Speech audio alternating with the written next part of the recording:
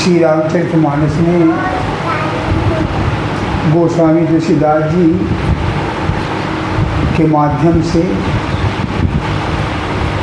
गरुड़ जी को जब कालभूषण का सत्संग मिला है तो वो कहते हैं, आज धन्य मैं धन्य जब जब सब विधिहीन, अनिज जन जान राम मोहि संत समागम।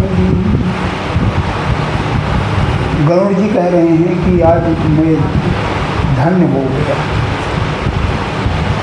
जो मुझे कालभूषण जी महाराज का सत्संग मिला। तो आज 3 दिन से सत्संग चल रहा है। कितना कौन कितना पाया, कितना बटोरा, कितना हृदय में धारण किया, ये तो हम ही अपने अपने हिसाब से समझें और जानें। कभी कभी मन में आता है कि ये सब बकवासबाजी, लेकिन जब गहराई में जाएंगे तब हमें पता चलेगा कि ये क्या है। सत्संग में परसों भी कहा गया, कल भी कहा गया, परसों तो नहीं कहा गया लेकिन कल कहा गया कि इतने टाइम से आना। लेकिन हमारे अब अगर ज़्यादा कहूँगा तो समझाने शुरू कर देंगे। क्या बताएं, वो भैंस कूद गई थी, चटक गई थी, आ नहीं रही। सत्संग में लेट आने का मतलब ये होता है कि अगर हमारी वजह से सत्संग लेट हो रहा है तो वो फल हमें नहीं मिलेगा। ये ग्रंथ बताता है हमारी वजह से अगर सत्संग जल्दी शुरू हो रहा है, हमारी वजह से माहौल बन रहा है तो उसका फल विशेष मिलेगा। सत्संग का बुलावा सत्संग का बुलावा आ जाए तो यहाँ तक कह दिया कि सिर भर जाऊं धर्म यश मोरा, सिर के बल जाना चाहिए। ये हम आम इंसान जैसे समझ रहे हैं सत्संग, तो हम सोचते हैं कि अरे ये इसी तरह कहते रहते हैं, आते रहते हैं, होता रहता है। लेकिन महापुरुष इसकी ऐसे नहीं कह दिया, सत्संगत दुर्लभ संसार अनिमिष दंड भरी एक बार। कहते हैं संसार में अगर दुर्लभ है तो मात्र सत्संग दुर्लभ है, क्योंकि सत्संग से हमें लाभ होता है। ऐसे नहीं, शंकर जी कह रहे हैं पार्वती से, गिरजा संत समागम सम न लाभ कछुआ, अबीर हरि कृपा न हो सो गाँव वेद फला। विचार कीजिए, सावन का महीना चल रहा है, कांवड़ वाले खूब जाम लगाए हुए, चित्रकूट जाने वाले पैदल अतरवाई रोड में जो है जाम लग रहा। लेकिन कल भी बताया कि वहाँ जाने से तीर्थ गए एक फल, संत मिले फल 4, सद्गुरु मिले अनेक फल, कहीं कबीर विचार। यानी उससे ज़्यादा कहीं हमें लाभ है, लेकिन हमारे दिमाग में नहीं बैठता, नहीं समझ में आता। वहाँ जाने से वो भी सबको नहीं, बहुत तो वहाँ उर्दंग मचाने जाते हैं, गांजा भाग पीने रास्ते में पीते चलते हैं, कुछ ही चंद लोग होते हैं। लेकिन सत्संग में महापुरुष हमें बार बार चेतावनी देते हैं कि सत्संग के मुकाबले संसार में कोई लाभ नहीं। आज हर इंसान, छोटे से बच्चे से लेकर के और सयाने तक के लिए ऐसा रोग लगा हुआ है, ऐसा रोग लगा हुआ है कि वो परेशान, चिंता, बेचैन।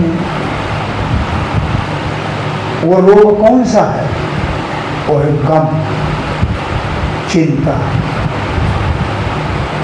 चिंता छोटे से बच्चे को भी लगी है स्कूल जाना, आज ये सवाल नहीं आएंगे तो मार पड़ेगी। छोटे से बच्चे को भी है, सयानों के भी है। और अगर घर में एक ही आदमी हो, उसी घर को हो, तो चलो काम चल जाएगा। लेकिन जितने हम घर में सदस्य हैं सभी को ये रोग लगा हुआ।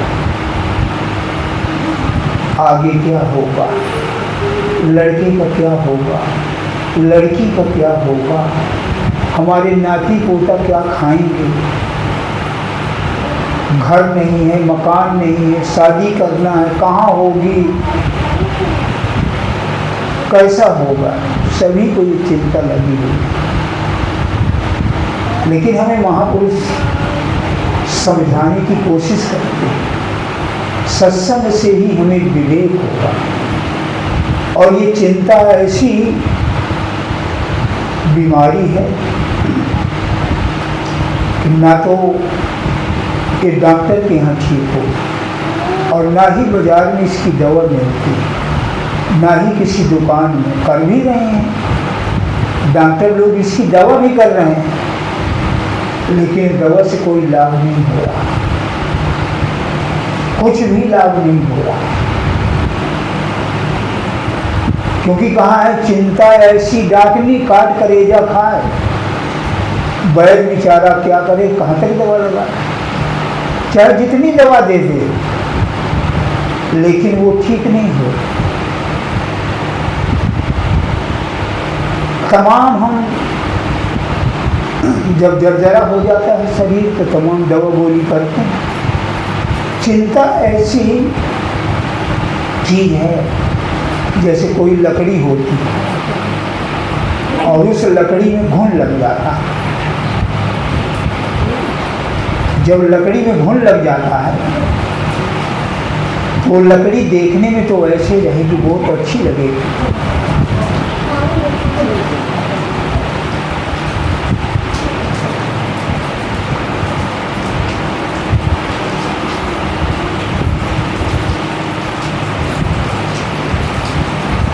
लकड़ी देखने में बहुत अच्छी लगेगी, लेकिन अंदर घुन लगा हुआ।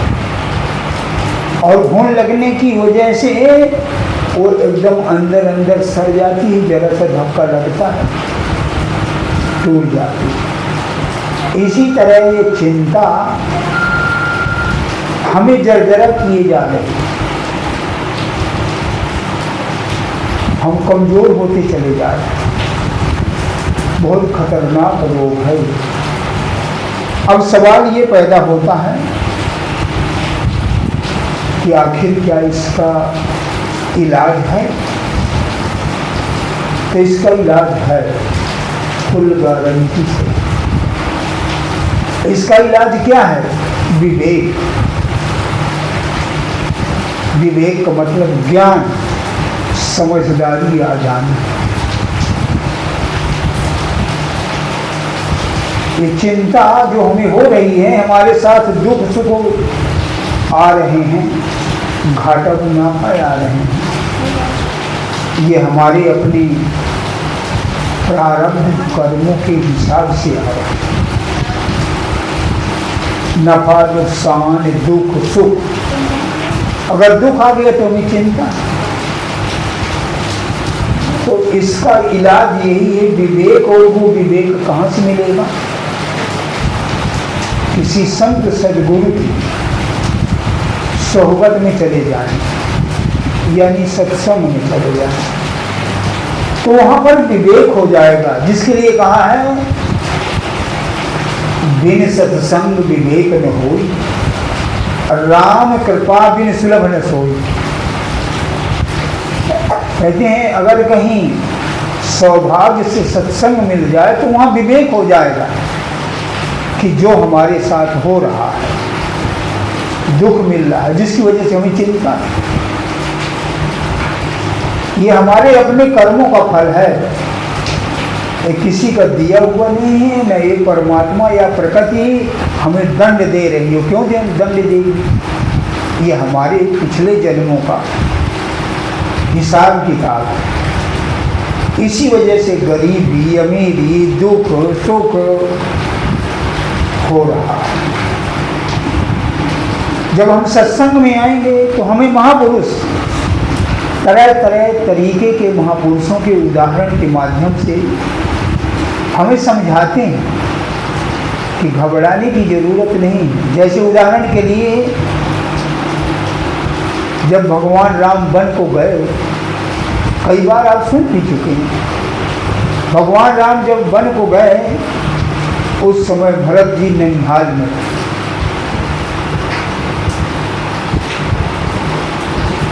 जब वहाँ से आए तो वशिष्ठ से पूछने लगे कि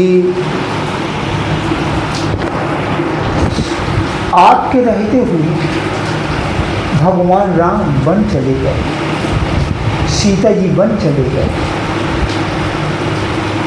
आप इतने विद्वान होते हुए, समझदार होते थे हुए, आप कैकेयी को समझा सकते थे, दशरथ को समझा सकते थे, आपके इतने होनहार होते हुए महापुरुषों में आपकी गिनती है और भगवान राम वन को चले गए। तो वशिष्ठ जी ने कहा है, वशिष्ठ जी से उन्होंने कहा, सुनहु भरत भावी प्रबल। कह रहे हैं सुनहु भरत भावी प्रबल, यानी उनका कहने का भाव ये था कि ये होना ही था, ये होना ही था, ये अनहोनी नहीं है, ये होनी है।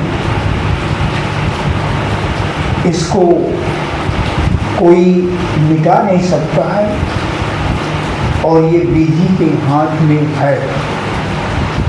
हान लाभ जीवन मरण जस जस विचार,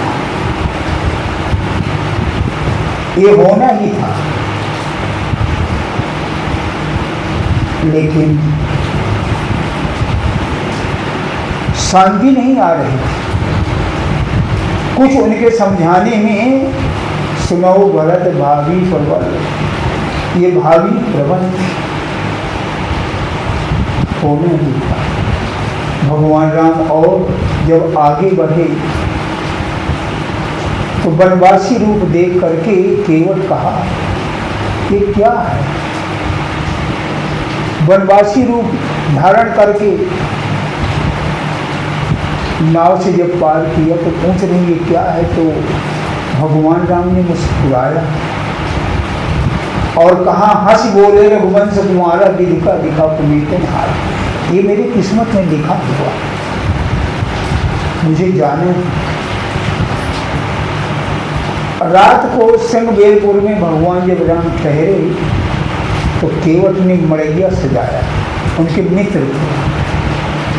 और राम सीता जब मड़ैया में लेट गए,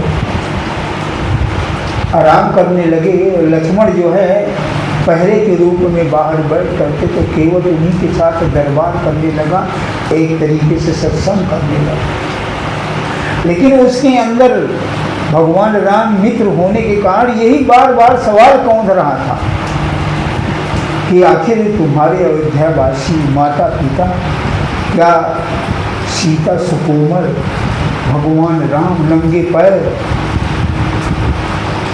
ये कंकड़ पत्थरों में चलने लायक हैं? पूरी रात लक्ष्मण सत्संग सुनाने, पूरी रात लक्ष्मण सत्संग सुनाते रहे, लेकिन केवल को शांति नहीं आ रही। तो एक बार झल्ला करके कहा, नहीं को दुख सुख कर दाता और निज कृत कर्म भोग सब भ्राता। कहने लगे ये अपने कर्मों का भोग भोगने जा रहे हैं, किसी को कोई न दुख देता है न सुख देता है, सिर्फ हमें अपने करनी का भोग मिलता है। और करनी के हिसाब से हमें वैसा माहौल बनता चला जाता है, उसी को कहते हैं कर्म गति। और कर्म गति टालने से भी नहीं टलती, कर्म गति टालने से नहीं। विचार किया जाए, जब आजकल शादी देखते हैं कुंडली देखते हैं, गुण विचारते हैं। तमाम जब गुण नहीं बनते तो कोई हवन करता है, कोई जाप करता है, लेकिन ये सब धोखा। चाहे जो कोई कुछ करे, सब धोखा। विचार करें, जब राम और सीता की सगाई हुई 34 गुण बन रहे, और कितने बड़े बड़े विद्वान, विश्वामित्र जैसे, वशिष्ठ जैसे, लेकिन कभी विचार में आया होगा इतने इतने बड़े विद्वान कि सीता को वन वन भटकना पड़ेगा, राम को, दोनों पति पत्नी को वन वन भटकना पड़ेगा। इतने बड़े बड़े विद्वान थे, नहीं आया। कितने बढ़िया गुण बन रहे थे, बहुत अच्छे विद्वान, बहुत अच्छे लगन, बहुत अच्छा मुहूर्त, सब कुछ निकाला। लेकिन कहा कबीर साहब एक शब्द में बड़ा अच्छा कह रहा, करम गति तारे से नाही तरी, करम गति तारे से नाही तरी। मुनि वशिष्ठ पंडित से ज्ञानी, मुनि वशिष्ठ पंडित से ज्ञानी, सोंधे के लगने धरी। सोच करके, विचार करके, मुनि वशिष्ठ पंडित से ज्ञानी, सोंध के लगन धरी।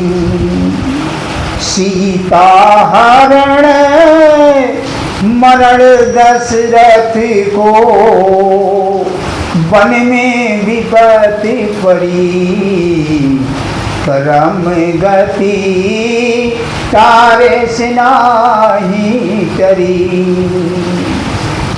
कर्म का गति जो पातक काया से होई, बिन भोगी छूटे नहीं को। जो हमने पिछले जन्म में किया है वो छूट नहीं सकता। कर्म की गति बहुत प्रबल है। जब हमारे ऊपर कोई दुख आता है तो हम थोड़ा दान पुण्य करते हैं, शुभ कर्म करते हैं और सोचते हैं ये हमारा कट जाए, नहीं कटने वाला। इसका फल मिलेगा जो हम दान पुण्य करेंगे, लेकिन हम सोचे हैं कि ये दान करके अगर ऐसा कोई होता ना तो इतनी बड़ी बड़ी बीमारियां हैं, कैंसर जैसी बीमारियां, बड़ी बड़ी बीमारियां हैं, लोग दान पुण्य करके ठीक करवा देते। ठीक नहीं होने वाला। कर्म गति तारे से नहीं तरी, कहाँ वो फंद कहाँ वो पारिद, कहाँ वो मिर्ग चरी। सीता को हरि ले गयो रावण, सोने की लंक जरी। कर्म गति तारे से नाही तरी। भोगना पड़ेगा। नीचे नीचे हाथ हरिचंद बिकाने। सबको पता है ना कि राजा हरिश्चंद्र जमादार के यहाँ नौकरी किया, गुलाम हुए। ये सिर्फ कर्मों की गति। नीचे हाथ हरिचंद बिकाने, बलि पाताल धरी। बलि चाहे आकाश को, प्रभु भेजा पाताल। आपन चेता कुछ नहीं, प्रभु चेता तत्काल। बलि चाहा आकाश को, प्रभु भेजा पाता। हमारे मन मर्जी से ये नहीं होने वाला। बलि पाताल धरी, कोटि गाय नित पुण्य करत नरग। गिरि गितियो निधरी, करम गति तारे से नाही तरी। करम गति तारे से नाही तरी। पांडव जिनके आप सारथी। बहुत बार मन में आता है कि वो तो आश्रम में रहता है, गुरु के साथ साथ रहता है, गुरु उसके साथ साथ रहते हैं, फिर भी ऐसे संकट आ रहे हैं। लेकिन यहां समझने वाली बात है, पांडवों के साथ कृष्ण रहा करते, उनके सारथी थे, उनके सलाहकार थे। भगवान के कितनी बड़ी उनके पास ताकत थी। कह रहे हैं पांडव जिनके आप सारथी, तिन परि विपते परी। उनके सगे संबंधी थे, लेकिन वो कर्मों की गति नहीं टाल सके। दुर्योधन का गर्व हटायो, जद कुल नासे करी। कराम गति टारे सिनाही करी। दशरथ के 100 पुत्र थे, 100 पुत्र को खत्म हो गया। क्या था? कर्म गति थी। कर्म गति क्या थी? दशरथ अपने पिछले 15-21वें जन्म में एक राज वैद्य थे। तो किसी की दवा बनाने के लिए उन्होंने कछुई के 100 अंडों के दवा बनाया और उस कछुई के आंखों को सुई से सिल दिया। कुछ उनका नियम था, कुछ दवा ऐसे बनती थी।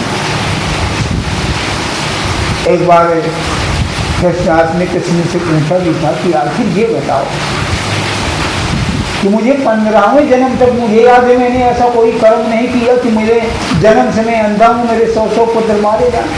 कृष्ण ने कहा था और पीछे की ख्याल करो। कहा मेरे पास नहीं। तो उन्होंने अपनी तवज्जो दिया, अपनी ताकत दिया। तो उन्होंने 21वें जन्म में उनको पता लगा, देखा कि मैं एक राज वैद्य था और 100 अंडों से दवा बनाई है, कछुई की आंखें चिले। इसकी कछुई की आंखें छिलने की वजह से मैं अंधा हुआ हूँ और जो 100 मेरे पुत्र मारे गए हैं, मैंने 100 अंडे बर्बाद किया। कह रहे हैं दुर्योधन का गर्व मिटायो, जदकुल नाश करी। नाश हो गया। कर्म गति प्यारी सुना, कर्मों का खेल है। राहु केतु अरुभान चंद्रमा, बिरज संयोग धरी।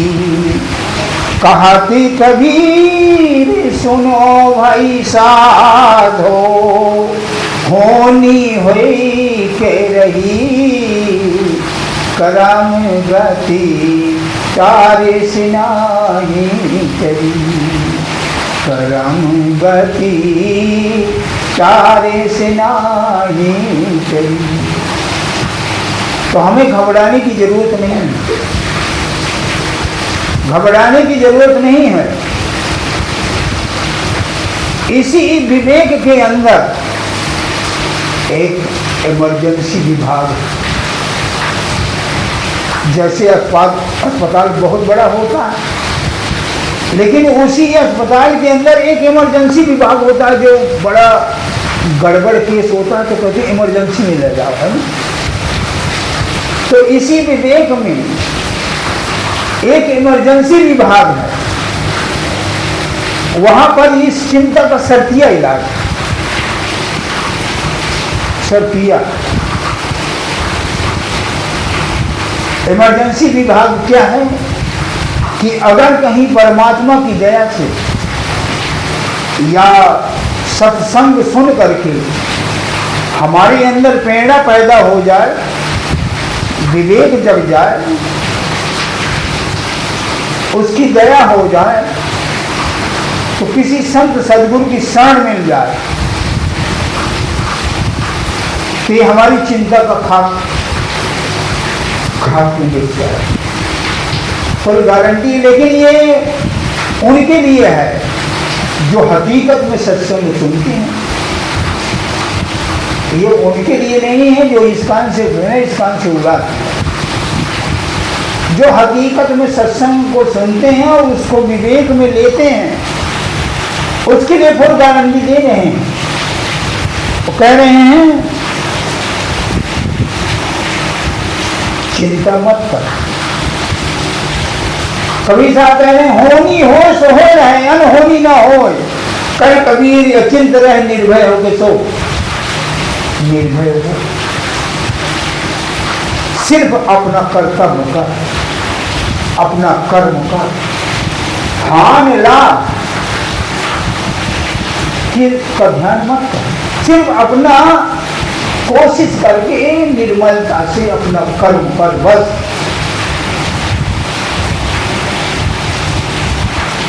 तो ये मत सोच कि मैं ऐसा कर्म कर रहा हूं लेकिन मुझे मुनाफा तो नहीं हो रहा।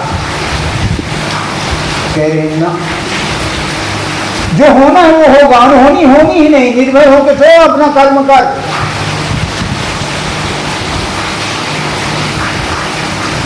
होनी हो तो हो रहे, अनहोनी ना हो। कहे कबीर चिंत रहे निर्भय होके।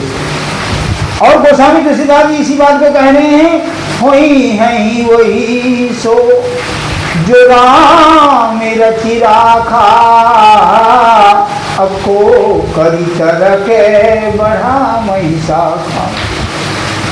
कहता वही होगा जो तेरी किस्मत में लिखा है, वो होगा। चिंता मत कर।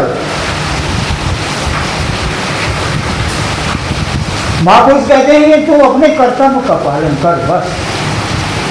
जब वो तेरे कर्म कर जाएंगे, जैसे कभी कभी हम देखते हैं, कभी कभी अच्छा समय आ जाता है। जब अच्छा समय आ जाता है तो एक बार भी नहीं शुक्रिया अदा करते। आज थोड़ा सा गड़बड़ हो गई, वो भी हमारे कर्मों के हिसाब से। तो कभी भगवान को कोसते हैं, कभी सत्संग को कोसते हैं, कभी गुरु को कोसते हैं, जो जबकि सब कुछ हमारे कर्मों का फल है। विचार करें, हमें महापुरुष कहते हैं इतना करें, जब वो दिन नहीं रहे तो ये दिन भी नहीं रहेंगे। जब वो दिन नहीं रहे तो ये भी दिन नहीं रहेंगे। जब हमारे कर्मों का हिसाब किताब ये पूरा हो जाएगा तो फिर अच्छे दिन फिर आ जाएंगे। लेकिन हम चिंता से अपने आप को खोखला कर देता है, चिंता की वजह से। और महापुरुष कहते हैं ये इमरजेंसी विभाग है ऐसा,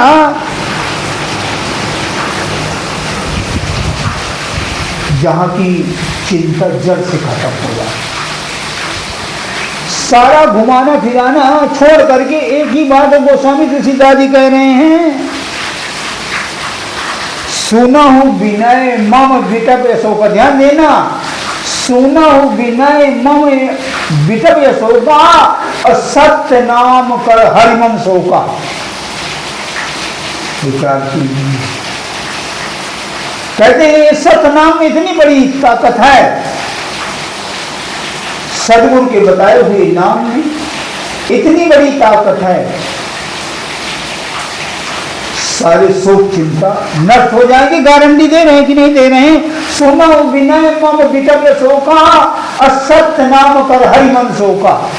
सारा शोक चिंता खत्म हो जाएगा। बस इसको सिमरन करके दिल से जिस तरह बताया जा रहा है, सारी चिंता खत्म हो जाएगी, संतोष हो जाएगा, पता चल जाएगा, हमें महसूस होने लगेगा, हमें महसूस होने लगेगा। इतनी बड़ी ये सदगुरु के नाम में ताकत है। कबीर साहब ऐसे नहीं कह रहे, कबीर हमारे नाम बल, 7 दीप 9 खंड, और जम डर पे सब भय करे, गाज रहा ब्रह्मांड। कहते वो ताकत है।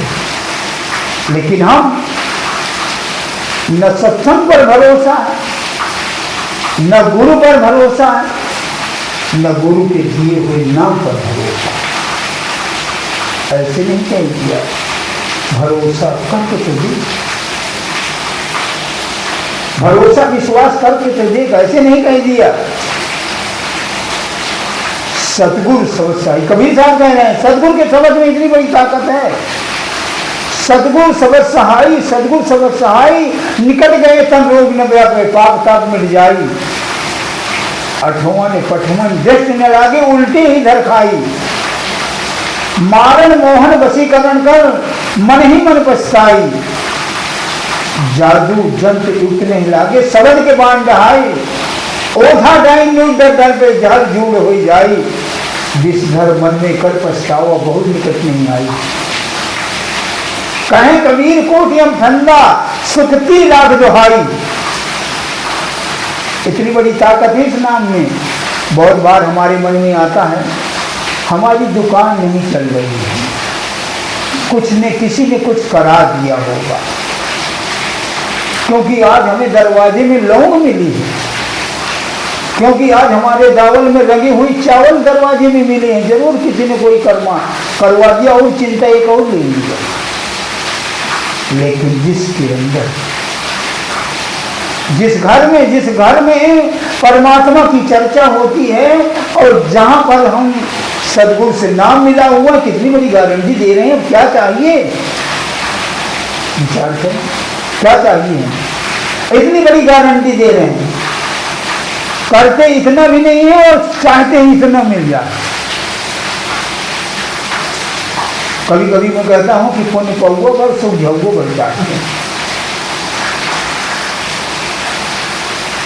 विचार करें थोड़ा, सदगुरु के बताए हुए रास्ते पर अगर जितना आप सब लोग जान चुके हैं, जितना आप जान चुके हैं उसका 10वां हिस्सा अमल में ले आइए। 10वां हिस्सा कितने दिन से हम सुन रहे हैं, कितने दिन से हम सत्संग सुन रहे हैं, हर हफ्ते किताब पढ़ते हैं, लेकिन हम अपनी आदत से बाज नहीं आते हैं। आज हमने क्या सुना, अगर जितना हम जान गए उसका इतना सभी अगर धारण कर ले, हालत बदलना शुरू हो जाए। भरोसा कर सतगुरु पर, तुझे धोखा नहीं। ऐसे नहीं महापुरुष धोखा दे दे करके हमें समझा रहे हैं। विचार करें, आज तीसरा दिन है, कहते हैं इतनी देर आ जाना, इतनी देर आ जाना। आप कहेंगे कि महाराज जी तो बार बार बस यही बात कहते हैं। बार बार ये कही जाने वाली बात है। सत्संग में हम लेट आते हैं, अगर कहीं कॉलोनी संबंधी लाभ मिलने वाला हो तो जितने टाइम कहा जाएगा उससे 1 घंटा पहले हम वहां लाइन में खड़े हो जाएंगे।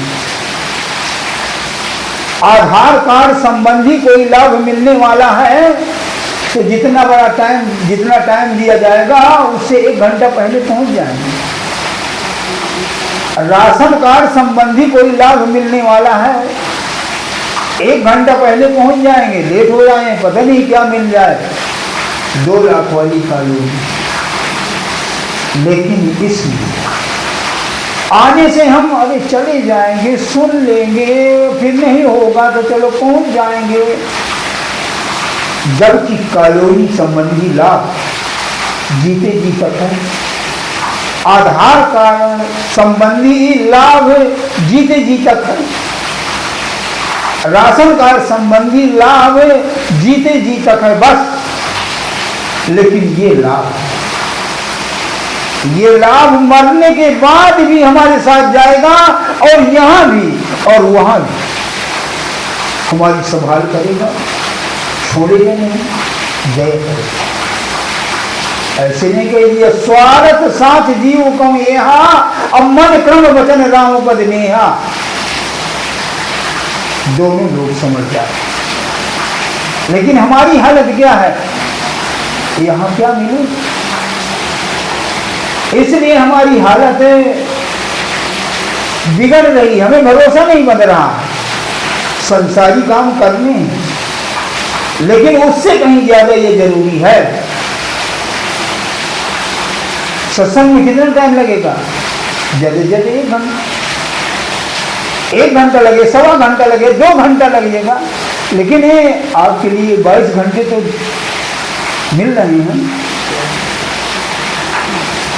कह रहे हैं गोस्वामी तुलसीदास जी, परमानंद स्वागत सकल सुलभ एक ही हो, द्वार दूसरे दीनता उचित न तुलसी को।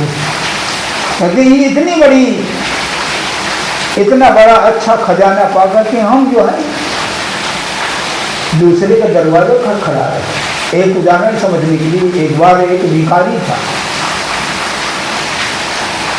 और वो भिखारी गांव गांव में घर घर में टके टके की मांग रहा था, लेकिन वहां का जो राजा था वो बड़ा दिलेर था। वो सोच रहा है ये सब जगह तो जा रहा है लेकिन मेरी तरफ नहीं आ रहा, सब जगह ये कुंडी खड़खड़ा रहा है और ये कहीं मेरे दरवाजे में आए तो एक ही जगह में ये सारा खजाना इसे दे दूं, मालामाल कर दूं, इसे भीख मांगने की जरूरत ही नहीं पड़े। दिलेर था ना वो, चाह भी रहा कि मेरे दरवाजे के सामने, लेकिन फिर भी वो इतना दयालु राजा था, उसने गांव में 10 दरवाजे बंद थे। 10 दरवाजे थे उस गांव में घुसने के लिए। तो एक दिन उस राजा ने 9 दरवाजे बंद करवा दिया और एक ही दरवाजा खुला रखा जो सीधे राजा के यहाँ था, सीधे राजा के यहाँ दरबार में पहुंच जाए। तो भिखारी घूमता रहा, सारे दरवाजे बंद हैं। जब एक दरवाजा खुला उसी में घुस चला और सीधे राजा के दरवाजे में पहुंचा। राजा के दरवाजे में पहुंच करके राजा देखा सिंहासन में बैठा, कहने आ गया भाई, और मंत्रियों से कहा इसकी पूरी झोली भर दो, पूरी झोली भर दो ताकि इसे भीख मांगने की जरूरत नहीं। उस दिन उसे पता चला इसी नगर में मैं गली गली भटक रहा था और आज तो मेरे पूरे जीवन को मिलते हैं। हमारी हालत यही है, हम जुड़े सत्संग में जरूर हैं, नाम भी लिए हैं, दिखावटी भजन भी करते हैं, लेकिन भरोसा नहीं है, विश्वास नहीं होगा। जबकि महापुरुष कहते हैं विश्वास तो कर, अरे इन सब चीजों की जरूरत नहीं, भगवान मिल जाएंगे, विश्वास तो कर। गोस्वामी तुलसीदास कह रहे हैं उपजे ही राम चरण विश्वासा और भाव उम्मीद नर विनय प्रयासा। तुझे कोशिश करने की जरूरत नहीं पड़ेगी, अपने आप कर जाए। जब कभी मैं कहता हूं आज सबसे, सबके मन में आ जाता है महाराज जी तो गेहूं ले रहे हैं, पैसा ले रहे हैं, मन में आता है, पैसा कोई नहीं आता है।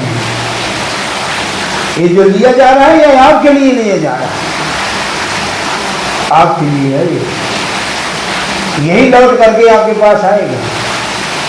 महापुरुषों की ये जरूरत नहीं होती। और जब भी कोई महापुरुष ऐसे लेता है वो आप इधर लिया उधर लगा दिया उधर दे दिया। कोई भी संत महापुरुष किसी के धन का भूखा, धन का नहीं भूखा होता, सिर्फ भाव का भूखा होता है। और अगर आपके अंदर भाव है, भाव से आप देंगे तो कई गुना लौट करके आएगा। तो महापुरुष कहते हैं, उदाहरण समझने के लिए, एक बार बुद्ध भगवान धर्म का प्रचार करते जा रहे थे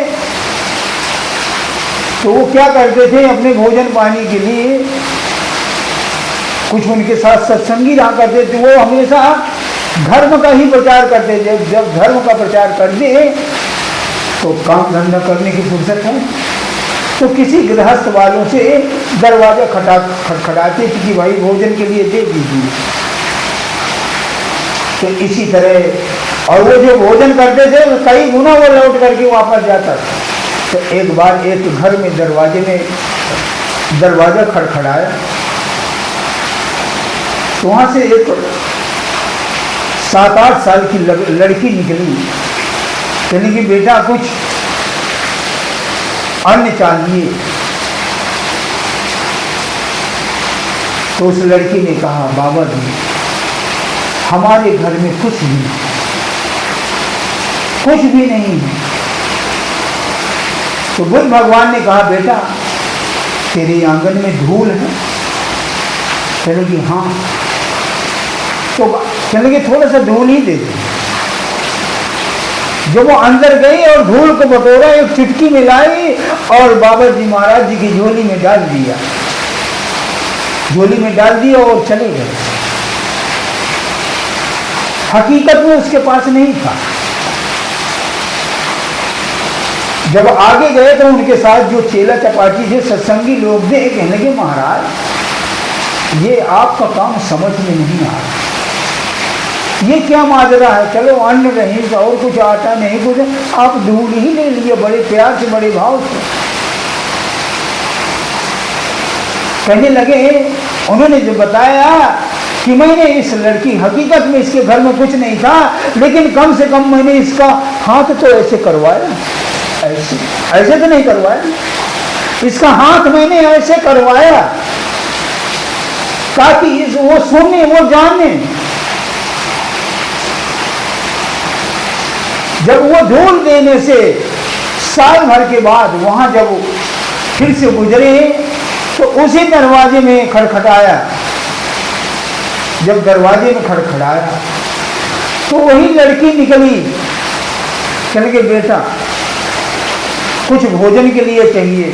तो वहां अरे अपनी दौड़ करके अपनी मम्मी से बुला करके लाई, कहने यही बाबा है वो जो ढूंढ दिया था मैंने। सारे पैरों में गिर गए, बोरों की छलनी लगी हुई थी। साल भर में इतना अन्न आया कमाया, इतना उसकी खेती लगी, रोजी रोजगार लगा कि बोरों की छलनियां लगी हुई। कहने लगे बाबा जी महाराज आपको कहीं मांगने की जरूरत नहीं, आपको कहीं मांगने की जरूरत नहीं है, जितना जब लगे वो हमारे यहां से ले जाइए, सब आपका ही दिया हुआ, सब आपका दिया हुआ, और जितना जरूरत बल्कि हमें आप अपने हाथ से दीजिए कि हम कितना खर्च करें, ये सब आपकी ही देन, ऐसे वो देता है। संत महापुरुष हमें सेवा का मौका बनाते हैं। गुरु नहीं भूखा तेरे धन का, उनके धन है नाम का, जो सब धनों का पुण्य है। इसलिए कबीर साहब ने कहा, कबीर सब जग निर्धना, धनवंता नहीं कोई, धनवंता उसे जानिए जहां राम नाम धन हो। जिसके पास नाम का धन होगा ये धन अपने आप चला आएगा, ये धन अपने आप उसके पास आएगा। जिसके अंदर पर उपकार की भावनाएं रहती हैं, ज्यादातर आध्यात्मिकता से जब हम जोड़ते हैं कि उसका विशेष लाभ होता है। जिसके अंदर पर उपकार, बहुत बड़ा पर उपकार है, किसी को सत्संग सुना देना, किसी को नाम दान दिलाना बहुत बड़ा उपकार है। और जिसके अंदर पर उपकार की भावनाएं रहती हैं, उसकी आपदाएं विपदाएं अपने आप समाप्त होती चली जाती हैं। और पग पग पर उसे धन मिलता है। जिसके ऐसे नहीं कह दिया वह रहीम निर्धन है, पर उपकारी अंग बांटन वालों को लगे ज्यों मेहंदी का रंग। तो जैसे हम परमार्थ के लिए किसी भी के लगे, आज तो मेहंदी बटी बताई जाती है, पुराने जमाने में मेहंदी बांट करके लगाई जाती थी, और जब किसी को कोई बांटता था तो उसके हाथ अपने आप रंग जाते थे। जब हम परमार्थ किसी का करेंगे, प्रसाद करेंगे, तो वो प्रसाद आप जिस चीज की आपके अंदर कमी है, पैसा चाहिए पैसा बांटना शुरू कर दीजिए, रोटी चाहिए रोटी बांटना शुरू कर दीजिए, देखते हैं पैसा नहीं आता। सही दिशा सही जगह जो आप चाहते हैं वो बांटना शुरू कर दीजिए, देखना कैसे। लेकिन मन कैसा होना चाहिए, हृदय कैसा होना चाहिए, सच्चे दिल से, सच्चे हृदय से, सच्चे प्रेम से, निस्वार्थ भाव से हम किसी की भी कहीं भी सेवा करें वो फल मिलेगा। महापुरुष तो हमें सेवा का मौका बनाते हैं। जैसे उदाहरण समझने के लिए, एक बार दो महात्मा थे, एक महात्मा थे, उनके पास एक महात्मा और आ गए, तो गंगा नदी में स्नान करने गए, चले गए, इतने पानी में हिल गए। तो जो महात्मा वहीं कुटिया में रहते थे, अपने चेला को पुकारा, चल के बेटा प्यास लगी पानी पिलाओ। तो वो दौड़ करके लोटा उठाया, उसे एक गंगा के रेत में मांझ धो करके और वहीं पास में जा करके गंगा से डुबो के दे दिया। जो दूसरा वाला महात्मा था वो चला गया कुटिया में लोटा लेकर के। दूसरा वाला महात्मा कहने लगे, महाराज ये तो बताओ ये क्या चीज? अरे आप इतने पानी में खड़े हो, आपको प्यास लगी थी, यही पानी अपना पी लेते। बिना मतलब उसको परेशान किया, बिना वजह उसको परेशान किया, इतने पानी में हिल करके आया, उसका कच्छा भी भीग गया। अरे जब यहीं का पानी पीना था तो यहीं पी लेते, क्यों परेशान की? तो उस महात्मा ने जवाब दिया, इसमें बड़ा गहरा रहस्य है। मैंने उसे सेवा का मौका इसलिए दिया है ताकि इससे कुछ कर्म कटें, ताकि इससे कुछ कर्म कटें, इसकी सेवा हो जाए। सेवा ऐसा मंत्र है, सेवा एक बहुत बड़ा मंत्र है। परमेश्वर भी से होते मुंह मांगा फल दे, यानी जो सेवा करता है वो सब देख रहा है, वो सब जान रहा है, उसका सुमिरन तक करता है, उसका ख्याल करता है। ऐसे नहीं कह दिया, भगवान राम ने कह दिया, सुन सुध तो ही उड़नमय नाही, कर विचार देखो मन माही। हनुमान जी का वो याद करते हैं, बार बार याद करते हैं, क्यों? सेवक की। तो मैं अपनी बात यहीं से समाप्त करूँ। सब लोग प्रसाद लेकर के जाएं और ये चतुर्मासा का लाभ उठाएं। जैसे अब ये पानी बरस रहा, आप ध्यान में बैठेंगे, भजन में बैठेंगे, किताब पढ़ेंगे तो आपको बहुत बड़ा लाभ होगा।